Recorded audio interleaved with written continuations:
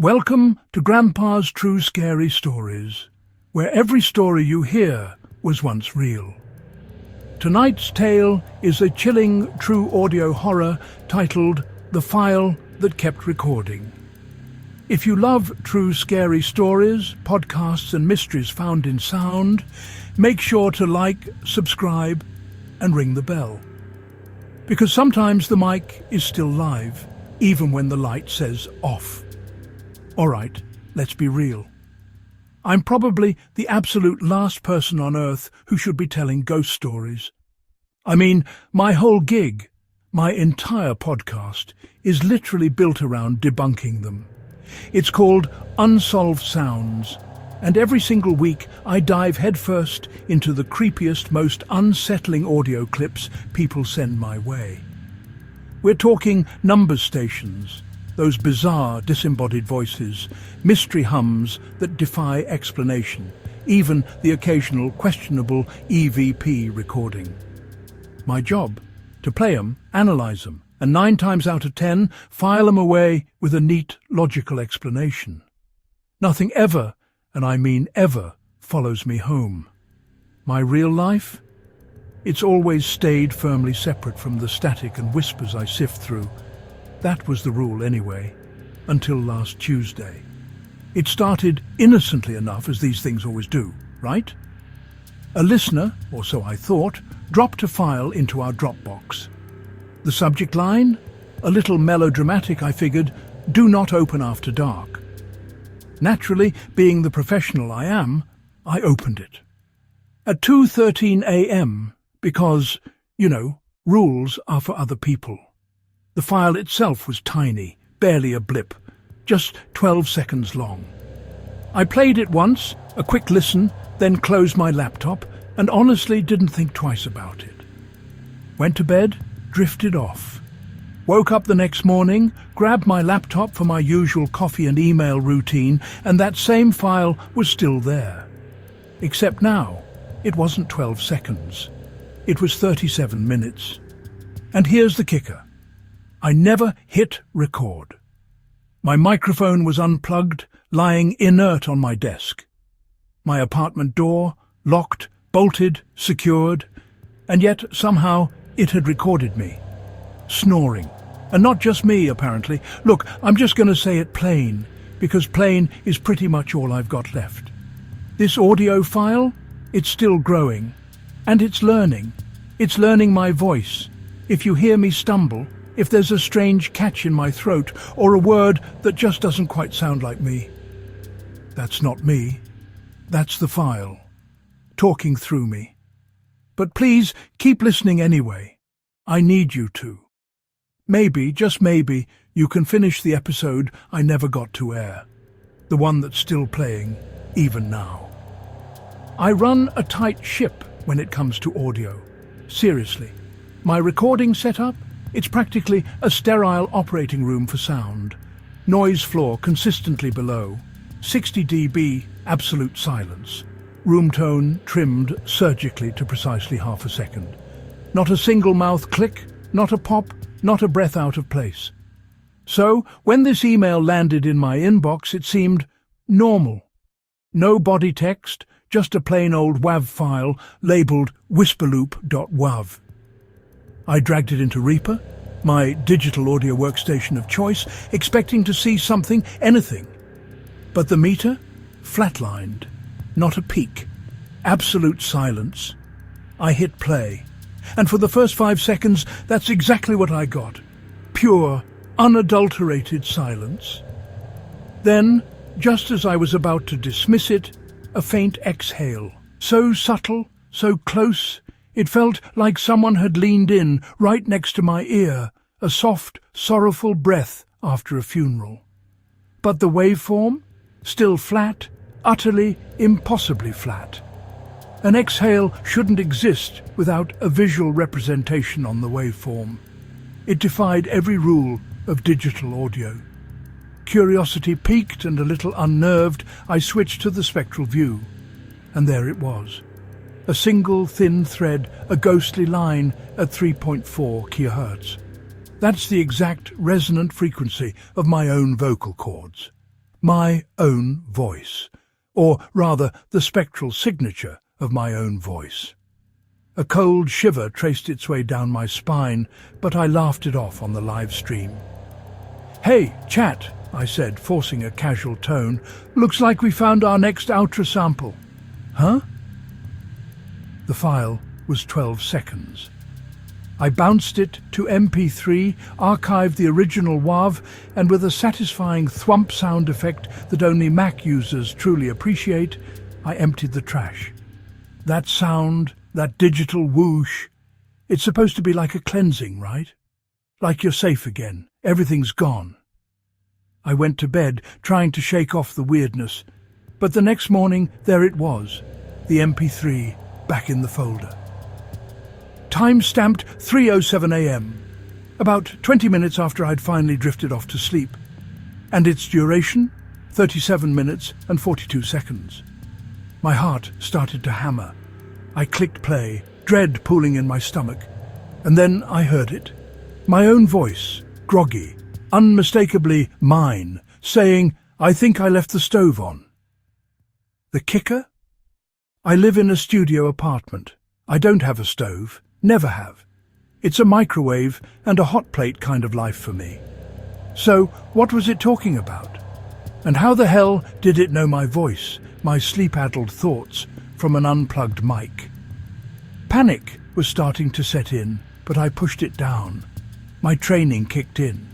Data forensics. I opened the file properties, looking for anything, any anomaly, any crumb of digital bread.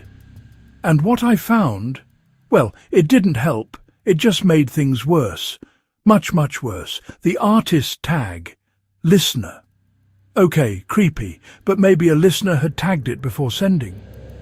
Unlikely, given my meticulous instructions, but plausible. The album tag. Unaired episode 0. Now, that was impossible. I've never published an episode 0.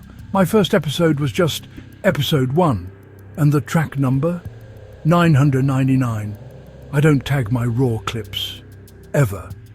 This was all custom, all wrong, but the real gut punch came with the creation date. It wasn't yesterday, it wasn't even today, it was tomorrow, literally 20 hours in the future. How? How could a file be created in a timeline that hadn't even happened yet? My rational mind, my scientific fact-checking brain, was screaming. This defied physics, defied logic, defied every single thing I knew about computers. Desperate, I ran EXIF tool from the terminal, a deep dive into the metadata that even standard file properties wouldn't show. I wanted to scrub it clean, erase whatever digital fingerprints were lurking there. It spat back a line I've never, in all my years of audio forensics, ever seen before. Comment: room tone is a mirror. My skin went cold, not just goosebumps, but a deep internal chill. Room tone. For those who don't know, room tone is supposed to be neutral. It's the ambient sound of a space, the silent hum of a room, captured for a few seconds so you can seamlessly fill in gaps in dialogue or smooth out edits. It's the sonic photograph of a space, a blank canvas. If it's a mirror, what does that even mean? It implies reflection. It implies that something is standing in the room with me right now, perfectly mimicking my every move, my every expression. Smiling exactly like I smile, only backwards. A perfect, unsettling inverse. The thought was enough to make me physically recoil from the screen. I stream my editing process on Discord. It's a way to engage with my audience, get real-time feedback, and sometimes, honestly, just to have some company during those late-night sessions. I've got about 43 regulars, dedicated folks with usernames like Sleepless and Noise Floor. You know the type. I usually share my screen, walk them through my process. So I did. I played the stovetop clip again, hoping they'd hear what I heard, maybe offer a logical explanation that my rattled brain was missing. But they heard something else entirely. Something I hadn't picked up on in my state of frayed nerves. The chat scroll exploded. "Dude, there's a second voice under yours," one user typed, all caps. "It's counting." Another chimed in almost immediately. Then, the most chilling message of all, "It's counting your heartbeats." My blood ran cold. I immediately loaded the file into Isotope RX, my go-to audio repair suite. I isolated the center channel, boosted the 200 Hz range, trying to pull out any subtle frequencies. And there it was, a whisper. Faint, almost imperceptible, but undeniably there. Syllable by syllable, a soft, sibilant counting. 1, 2, 3. It went all the way up to 68, 68.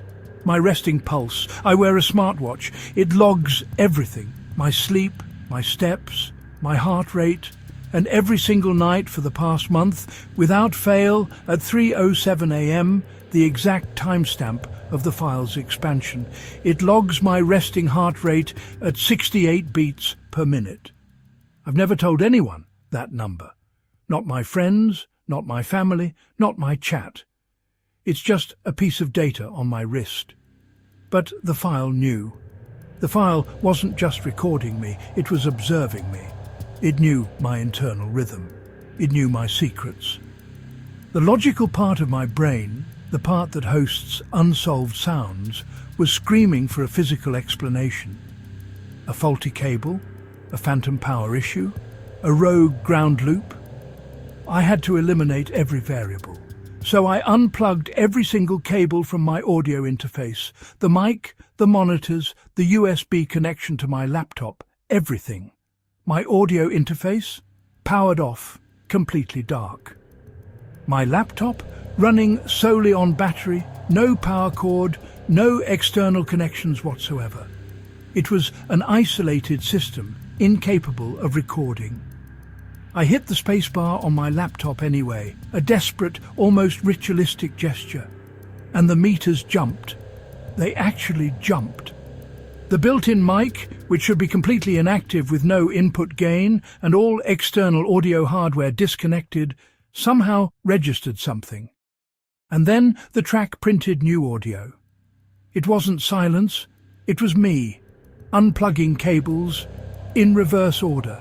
I heard my future self, my voice distorted, saying, "I should move the desk."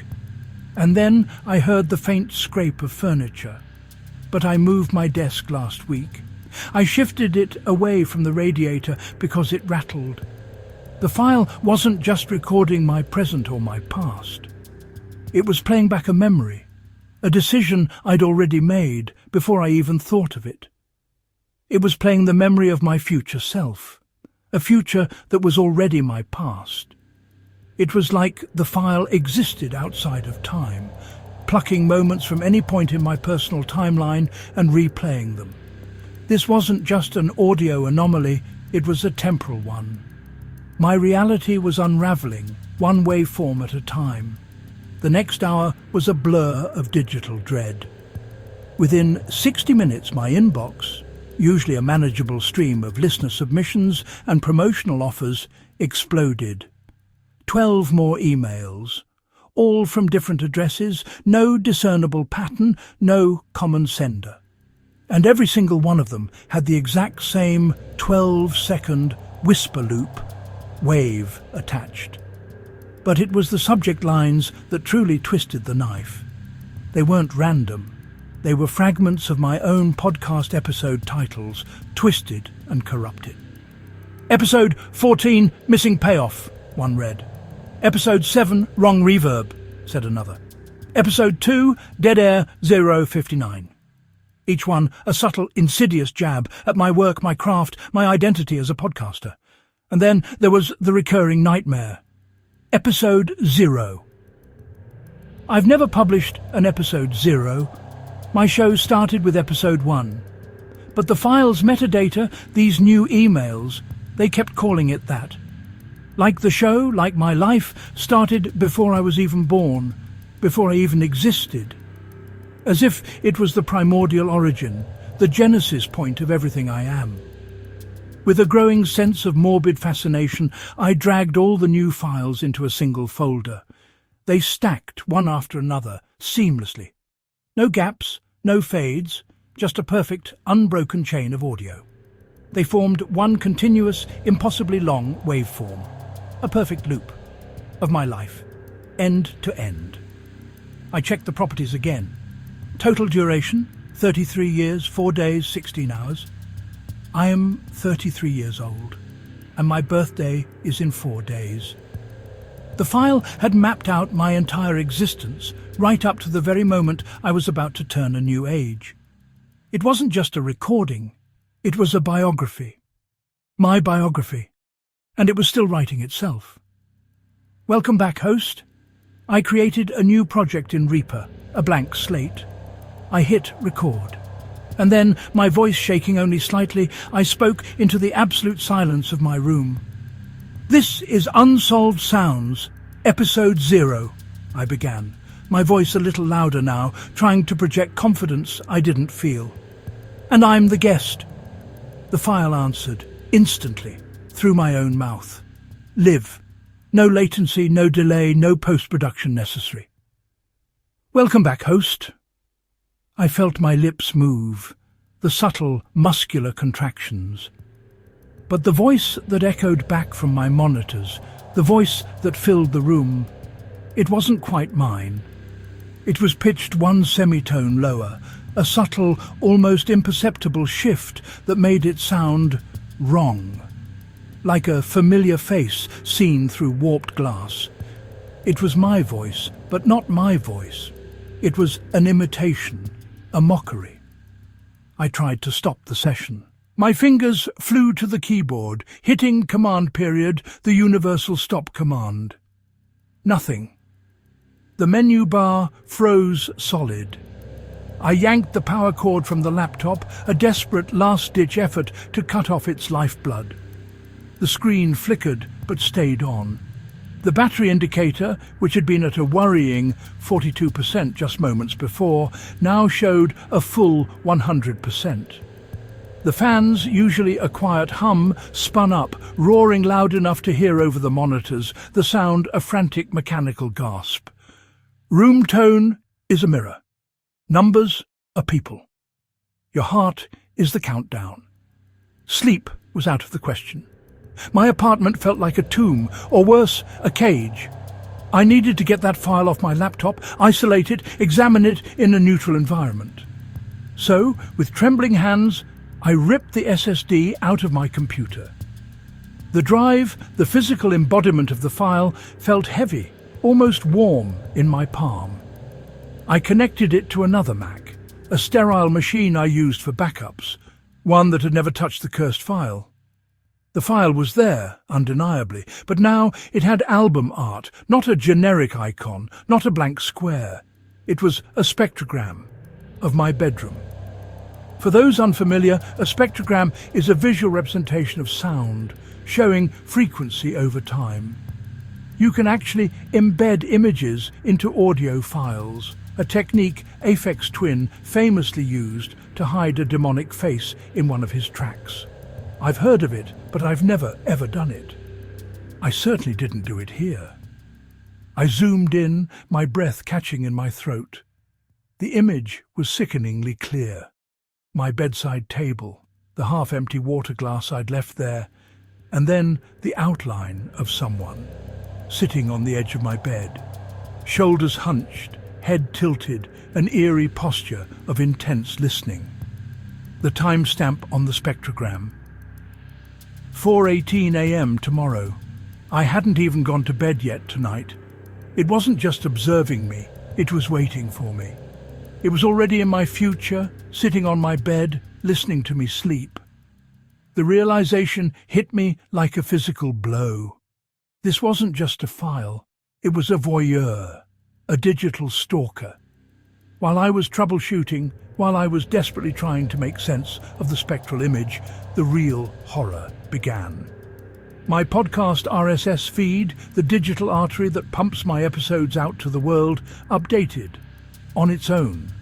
A new episode published. automatically. Episode 0. Duration: a perfectly round 12 mum. The cover art? Not my usual branding, not my logo. Just a stark black square with white text. Do not trim room tone. Apple Podcasts, Spotify, Pocket Casts, every single platform I used, they all accepted it.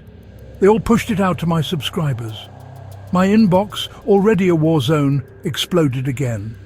But this time it wasn't just new files. It was reviews, 5 stars, thousands of plays. People were listening to it.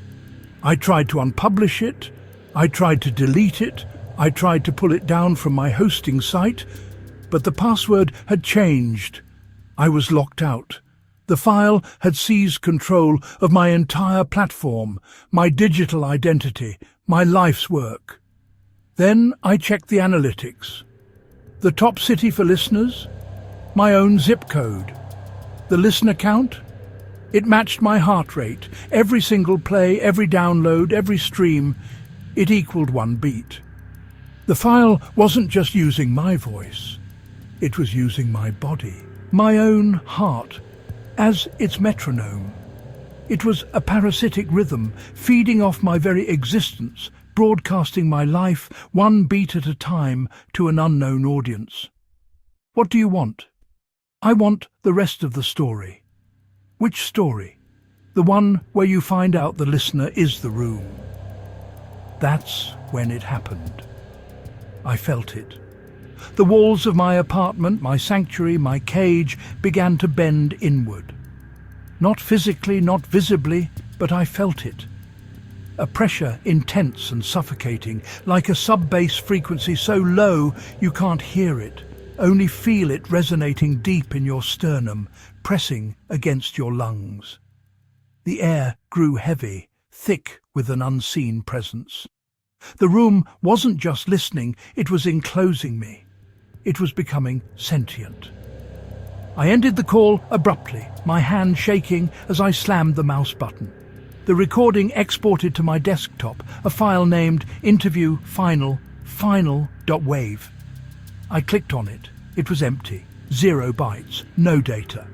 Yet, when I hovered the cursor over it, the preview bar showed a full waveform, a dense, complex visual representation of sound.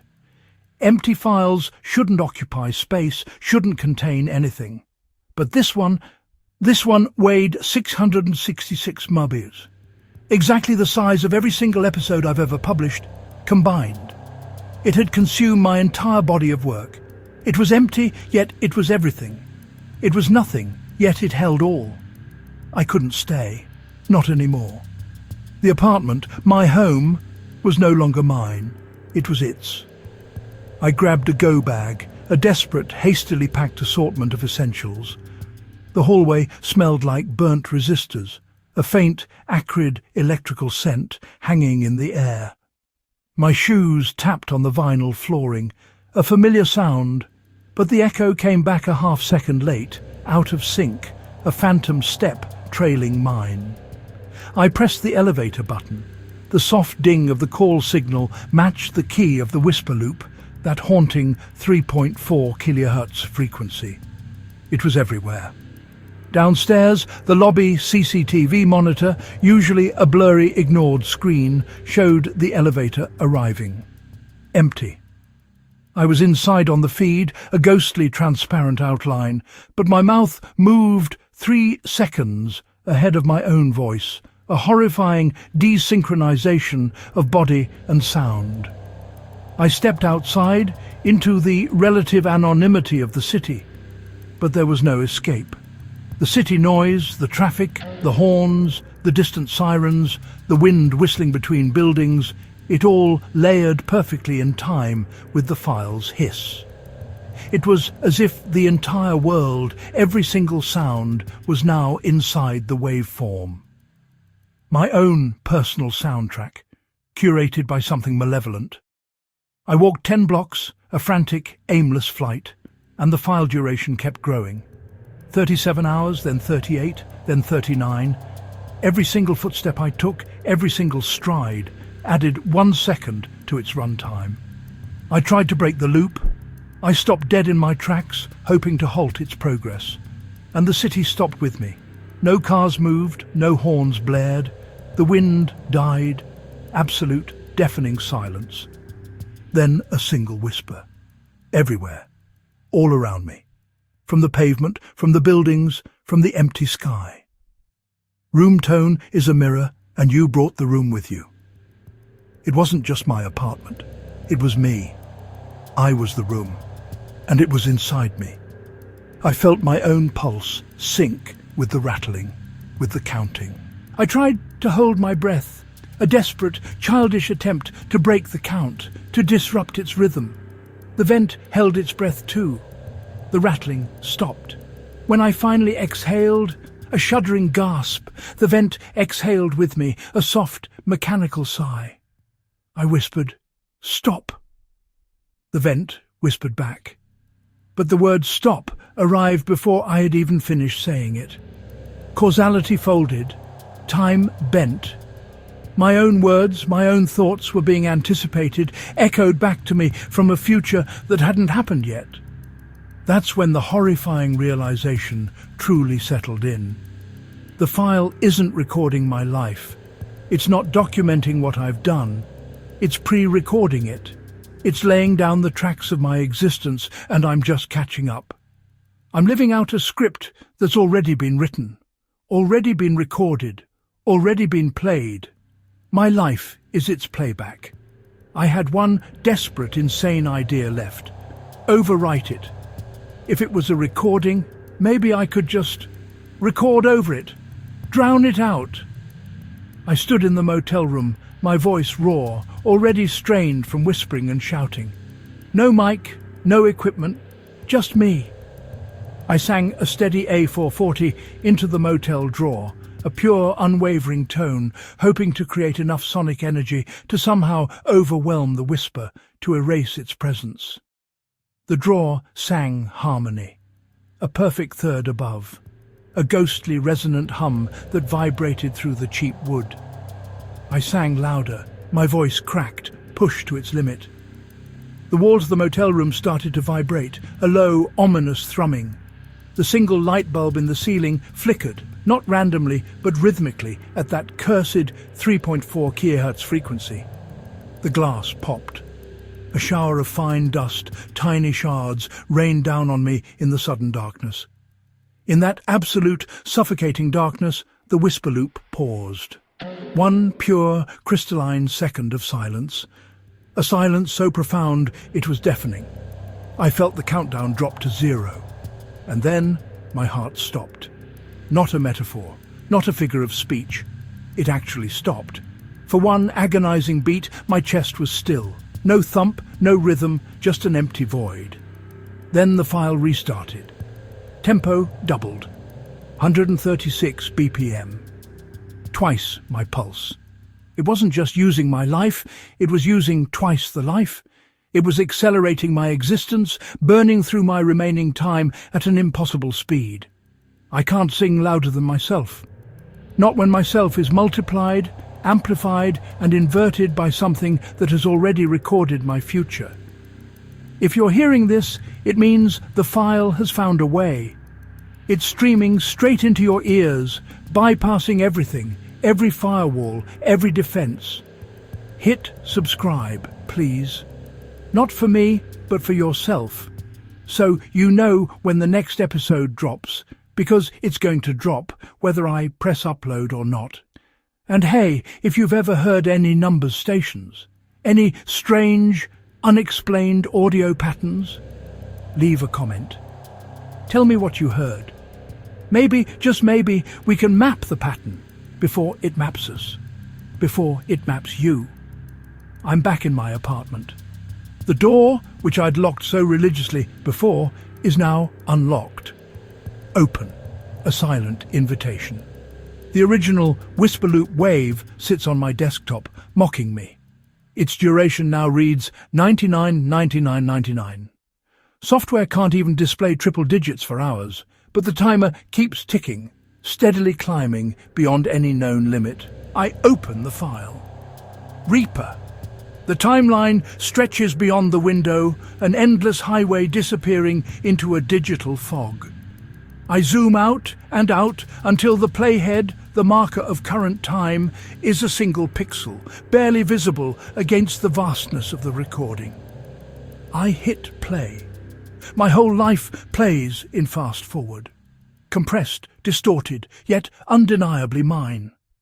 My first word, a garbled sound. My first kiss, a fleeting blur. My first mistake, a sharp, dissonant chord. My last breath. The waveform, as it scrolls past, looks like a heartbeat flatlining, a long, drawn-out cessation. At the far, far right, at the very edge of the timeline, there's one red region, a small, angry scar on the otherwise flat line. I scrub to it, my finger trembling on the mouse. It's this moment. Now, me narrating. I hear myself saying, "Do not trim room tone," but I haven't said it yet. It's already recorded. It's already happened. I try to cut the region, to excise it, to delete this pre-recorded future. The cursor changes. It's no longer an arrow.